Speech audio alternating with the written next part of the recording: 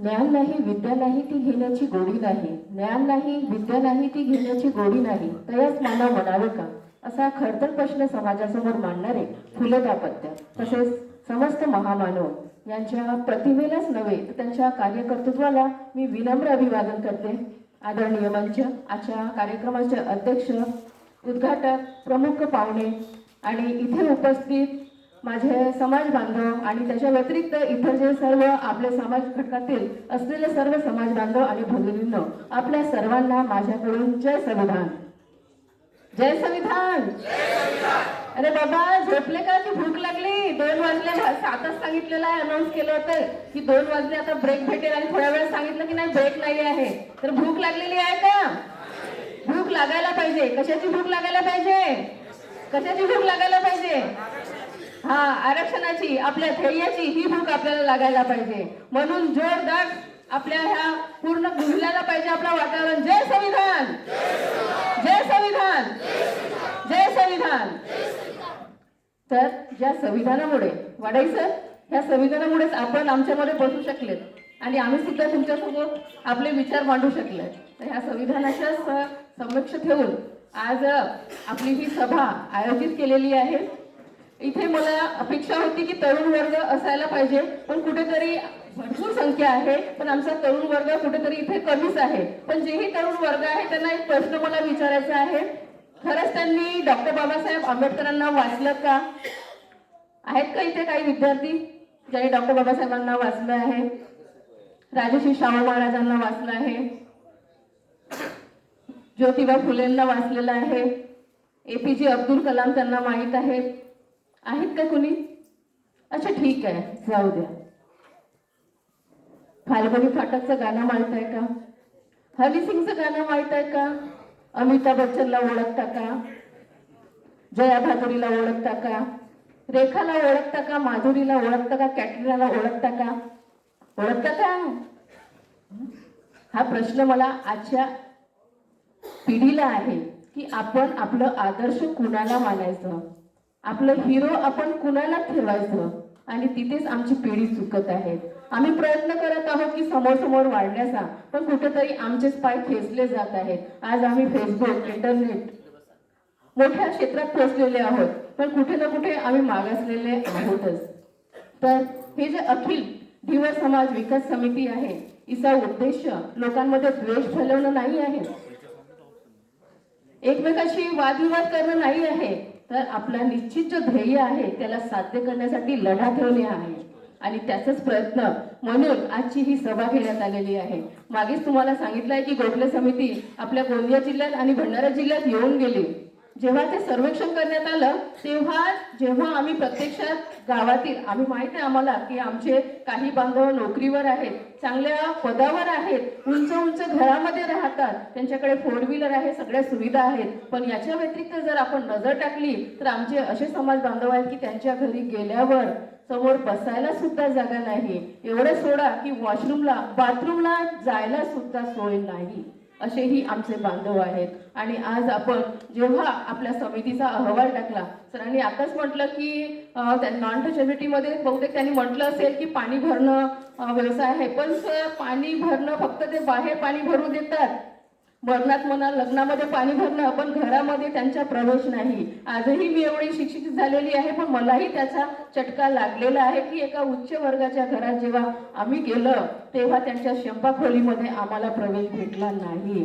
यावरून आपल्याला दिसते की आज आपल्या समाजाची काय अवस्था आहे आणि त्याच्यासाठीच आपल्याला लढणं आवश्यक आहे. आता आरक्षण म्हणजे काय? जर तुम्ही राजर्षी शाहू महाराजांना ओळखत असाल आणि त्यांचं वाचन केलं असाल तर त्यांनी अतिशय साध्या सोप्या पद्धतीमध्ये एक उदाहरण देऊन सांगितलं होतं. त्यांनी आपल्या जेव्हा कार्यकाळामध्ये आपल्या सभोवताली जेही राज्य होते त्या सर्व लोकांना एकत्र केलं, सर्व राजांना बोलवलं, त्यांची छान मेजवानी केली आणि त्यांना एका ठिकाणी फिरायला नेलं. तो ठिकाण होता तबेला, जिथे खूप सारे घोडे असतात. आणि ते बघितलं त्यांनी की घोडे सर्व इकडे तिकडे पसरलेले आहेत, जे खायला भेटत आहे ते घेत आहेत, काही जे तंदुरुस्त घोडे आहेत ते भरपूर खात आहेत, आणि काही जे बिचारे कमजोर आहेत ते जे नाही भेटलं त्यांची अवस्था फार दुर्दैवी आहे. अशा पद्धतीने त्यांनी पहिल्या दिवशीही त्या सर्व आपल्या मंडळींना तिथे घेऊन गेले, त्याच्यानंतर दुसऱ्या दिवशी पण तिथेच घेऊन गेले, तिसऱ्या दिवशी पण तिथेच घेऊन गेले, सगळ्यांना वाटलं की राजर्षी शाहू महाराज वेडे झाले की काय.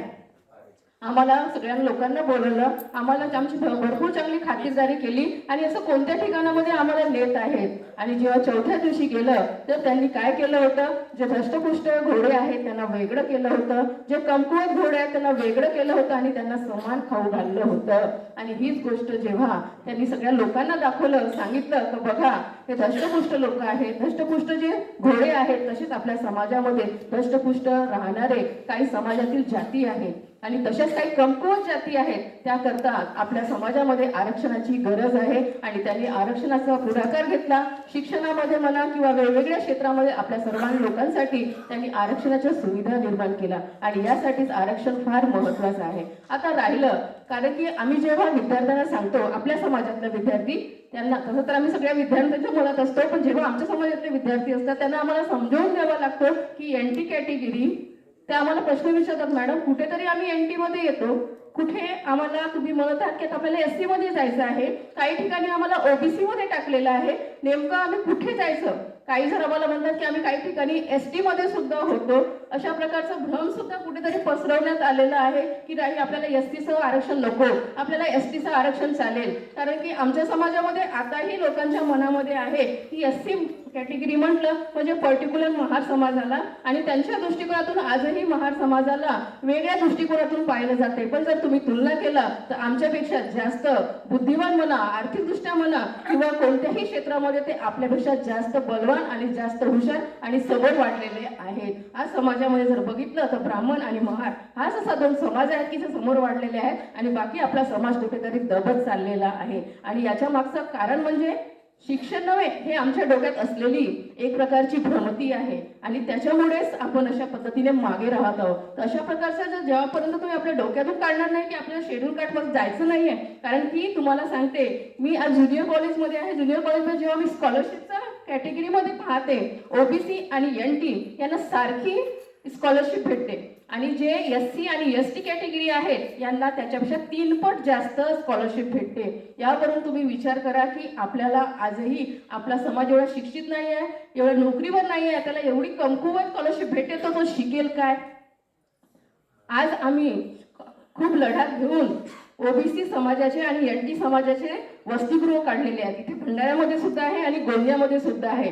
तिथे जर तुम्ही रेशो पाहाल तर आपल्या एनटी कॅटेगरीचा जे ऍडमिशनचा जो प्रमाण आहे तोच कमी असल्यामुळे तिथे जागाच भेटत नाही आहे आणि कालांतराने मग ती जागा जर कन्वर्ट झाली तर आम्ही बोंबलत राहणार.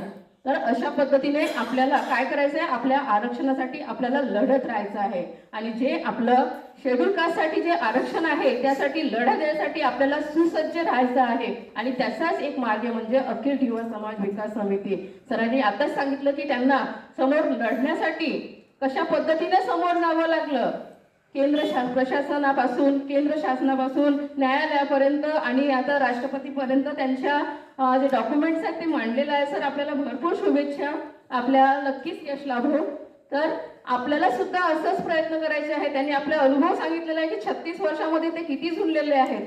आपल्यालाही त्याच परीने प्रयत्न करावं लागेल, आपल्या लोकांना संघटित करावं लागेल. परंतु सर मला एक गोष्ट म्हणायचं आहे की कोणतंही काम म्हटलं तर आपल्या समाजातील सर्व लोक यांनी तन मन धनाने सहयोग केलं तर तो काम नक्कीच यशस्वी होतो. तर मी आमच्या सर्व समाज बांधवांना म्हणेन की ह्या आपल्याला कामाकरता, ह्या कार्याकरता जरी तो बार्टी त्यांनी सांगितलेलं आहे की बार्टीकडून त्यांचा जो प्रस्ताव आहे तो पुढे ते केंद्र शासनाकडे पाठवणार आहेत, पण त्याच्या आधी आपल्याला पूर्ण तयारी करून ठेवावी लागेल. आपल्या डॉक्युमेंट सकट आपल्याला पैशाचंही नियोजन करावं लागेल, तेव्हाच आपण तो लढा लढू शकू आणि समोर जाऊ शकू. तर याच्याकरता आपण सर्व समाज बांधवांनी एकत्र यावं, कारण की जेव्हापर्यंत आपण संघर्ष करण्यासाठी एकत्र येणार नाही तेव्हापर्यंत आपली ताकद मजबूत होणार नाही. तर एवढंच आपल्या सर्व समाज बांधवांना आवाहन करेन की हा अखिल धीवर समाज विकास समितीला आपण सर्वतः सहयोग करावा आणि आपला जो लढा आहे तो नक्की यशस्वीच्या मार्गाने राहील. आपल्या सर्वांचा सहयोग त्यासाठी अपेक्षित राहील. येणारी पिढी जी आहे आपली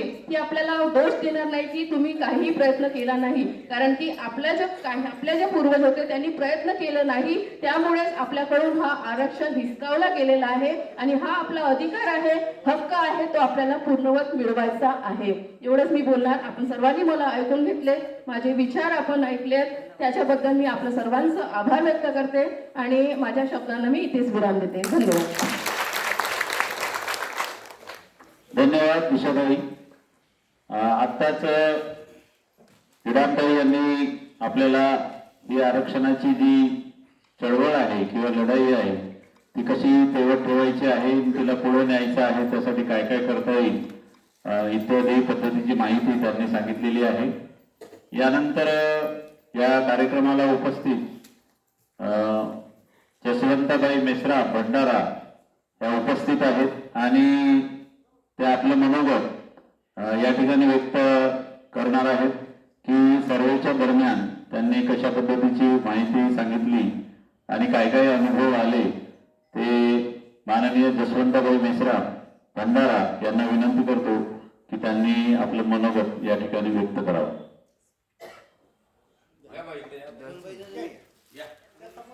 आपलं काय कार्यक्रम